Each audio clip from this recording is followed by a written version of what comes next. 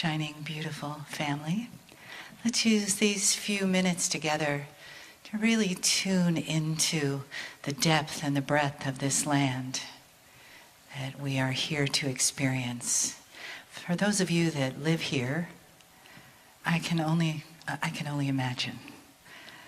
And thank you for sharing your land and your water and your air and your stars with all of us who don't have that pleasure. So in a meditative way, let's prepare for the channel. So if you'd like to put your feet on the floor, close your eyes for a moment,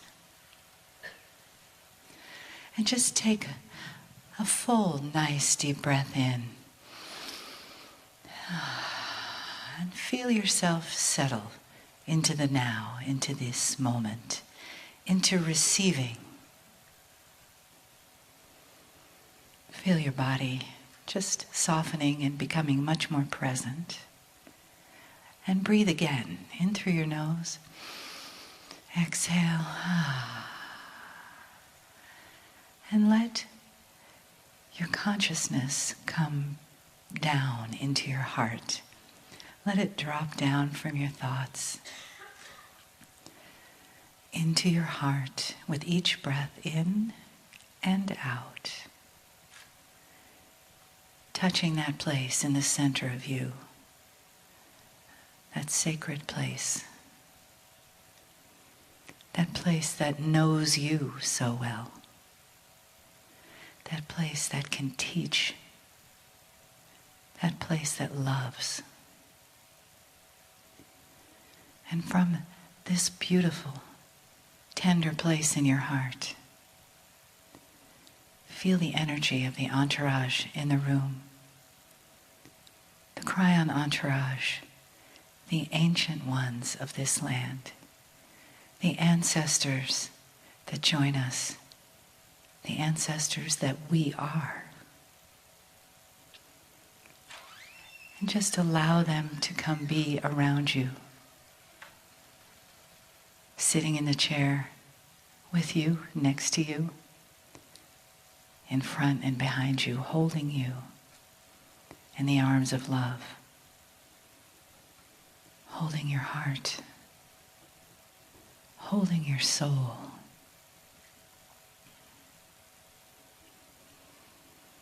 And let yourself just settle back into those arms, receiving the wisdom, the love, the compassion, the energy, and the light of this land and of Kryon. Greetings, dear ones. I'm Kryon of Magnetic Service.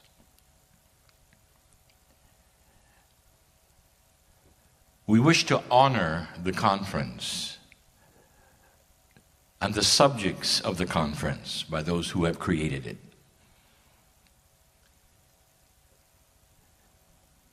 Indeed, it was intuition that pushed the human beings to create a conference series which would honor the planet. The indigenous, who came first? The wisdom and the ancestors. Like no other conferences, connecting the dots from place to place in honor of the land, the energy, and those who were first. And so we look at that which is Gaia. And as we have done before, we will create a theme for each channel. And the theme will be guided by a letter. As we spell Gaia, the letter G. Now you would think, well, it's a Gaia conference. Kryon is spelling Gaia. G will be Gaia. And it isn't. There are many channels that are filled with information. People will listen and wish to take notes perhaps and later listen again, and there'll be explanations that are new. The way things that are working in a new energy, perhaps even potentials that are undiscovered. Concepts and paradigms that we have given you that start to enhance that which humanity can do. Not this one. This is a channel of awareness, complete and total discovery and awareness. I want you to think about what we are discussing. Now we stop for a moment again to say thank you to the ancestors for their permission to be here to discuss these things on their land. To sit and enjoy and celebrate their land. The ancestors as far back as they go, the Lemurians on their land. So long ago, so far. And yet, dear ones, to us it was yesterday. There'll come a time when time is relative. Even to humanity, time will start to shift as it becomes more variable and understandable to those who can manipulate physics itself. That is cryptic. Just a saying that humanity will reach a point, as it has in the past, in other planets, where literally there will be no more electronics or equipment. It'll all be internal and natural. But right now, dear ones, you deal with intuition, exposure, awareness, and we wish to paint a picture to you and for you. The letter G is going to stand for genealogy. What is your genealogy? In the most general form, I can ask you, where did you come from? What is the presumption of where you came from? Now, there would be those who are not spiritual at all and say, well, we evolved from those who were cavemen. The ones who are spiritual said, well, even you, Kryon, said we came from the stars. The creation stories all over the planet will tell you of a first time, where it started, the spark. But that's not what I asked you. I didn't ask you where your awareness came from. I didn't ask you about your Akash. I asked you about your cellular structure. Where did it come from? And there are those who say, well, it must have come from the stars. It must have come from this and that. It's life, absolutely. Where did life come from? It must have come from somewhere else. Oh, really? What is your genealogy? The cells in your body, the very structure of elegance called DNA. Where did it come from? And the presumption is yet again, well, it came from the stars. No, it didn't. It was enhanced from the stars. But DNA was here. Everything was here before there was ever any kinds of seeds planted of awareness from anywhere. If you believe in the story of the Garden of Eden, you have two human beings looking just like you, receiving something. Where did they come from? What is your genealogy? Then you start tracking it back and say, well, where did all things come from that are living? Now you're getting closer. 1 million years before the Pleiadians came. How about 2 million? How about 3? And you start realizing that that which is in your body has come from lower life forms, as it grew to that place that you could call humanity. Indeed, it evolved. Human beings were not placed here by another race.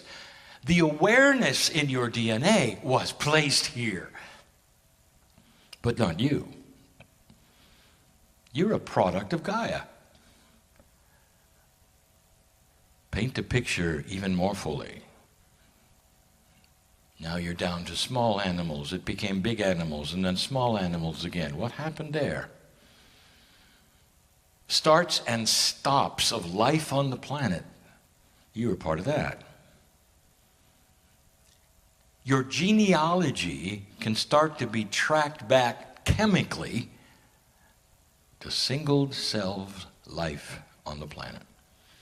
The first life that ever was here. Where did that come from? Now it gets complicated. Scientists start to understand what is that which would create the spark of life. And they have looked at this over and over and have realized that the soup which came together perfectly to create life was always part of the elements of the earth. Oddly enough, it was part of your weather, electricity and lightning, the chemicals on the planet, and the magnetic grid. And the magnetic grid, did you hear that part? And coming together in certain ways over eons of time, the spark of life would start. It had to be just right. Go study it. You came from the elements. As history would tell you, it didn't last. It had to start again because it was not self-sustaining. The system wasn't created, simply life was. There were 5 starts and stops of life until it became self-sustaining in a system.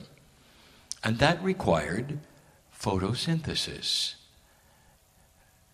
Trees, bushes. You see where I'm going here? Who is your parent? Who is your genealogy? Where is it? What are the chemicals? Where are they? Right up to your DNA through these millions of years. Where is the parent? That is Gaia. The dirt of the earth. The elements came together to produce you. Long before awareness, the great ancestor is the earth. And the presumptions never go there, do they? You're always being created from the stars, the awareness. You don't even think about, what about before awareness? The earth has created the spark of life on purpose, on time, on schedule. It was delayed for a long time, on purpose, on schedule, so that that life would develop into multicellular forms, eventually creating the human being, allowing then awareness to be part of you. Genealogy doesn't start with Adam and Eve. It starts with the dirt of the earth. Study it. See what the scientists say, and they all agree. It started by itself. The elements mixed together just right. Electricity, magnetics, chemicals. To start life itself. The odd thing about humans and how you see yourselves is another presumption. When you look into the vastness of space, and all you see is other materials just like yours, and yet you will not allow for other life. You're in a bubble. It's another shell. When you leave the room and you look outside at at the majesty of the dirt, of the mountains, of the lakes, of the sun, you're looking at your genealogy. You started there. And it's about time you realize that. Mother Earth was called that for a reason. It is the mother of all life. Gaia started it. And now we are asking you to return to Gaia. Honor Mother Earth. Look at it as the ancestor that it is, and not just a clump of rocks or beautiful mountains or trees. You understand that the system, when it finally occurred and worked, required that the trees give you oxygen. Had to. Otherwise, it never would have sustained you. Not only did the planet give birth, it gave sustenance. And then it fed you. And the system began so that one day you could sit here like this with full awareness from the stars of who you are, how you were created, and what's next for the galaxy. Your genealogy is the dirt, the elements, all it is. Return to this awareness and understand. And now you know why all of the indigenous all over the planet honor something. It's not just Mother Earth. They honor the directions. The magnetic grid is honored, east, west, north, south. The very elements of the planet. And some say, well, how quaint they're doing this. It's not quaint, it's divine wisdom. They know their genealogy. Do you? It's not a secret. It's just been forgotten. When you start allying the energies of the planet, things start changing for you. It's a system that has always been there to enhance your consciousness, where the grids are laid and the portals lie, all in cooperation from Pachamama, Mother Earth. And so we begin the conference with that, the letter G. And a reminder to you of who the main mother is and the ancestor for that which is inside you at the cellular level. It's beautiful, isn't it? That such a thing could be, and you could sit here and honor it. Some of you still have trouble with this. You go outside and all you see is pretty things. I want you to listen for the voices. Not in English. Listen for the voices of love that are all there, that say, we are part of you. You are part of us. Isn't it grand? And so it is.